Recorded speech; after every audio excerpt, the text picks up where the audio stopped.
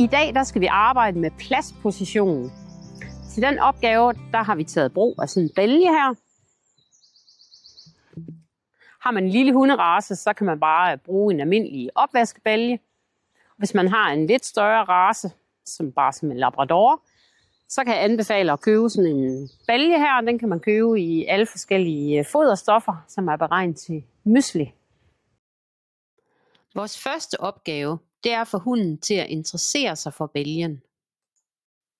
Når hunden dutter på bælgen, klikker du og belønner med en godbid.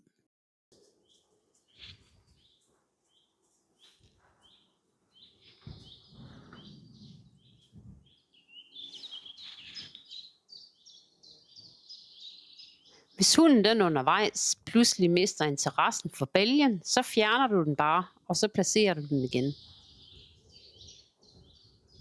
Næste skridt er at få en fod op på bælgen. Her der forsøger jeg at lokke hunden op på bælgen. Bare hunden den skraver, eller bare sætter et ben op på bælgen, så skynder du dig at klikke og belønne med en godbid.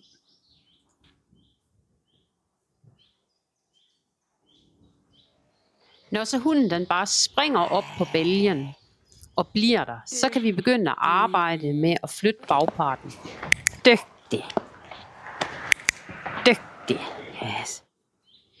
Sidste skridt på bælgen er nu at få hunden helt ind til benet, som er vores pladsposition. Har du svært ved at få hunden helt ind til dit ben, så giv godbiderne ud for hundens hoved.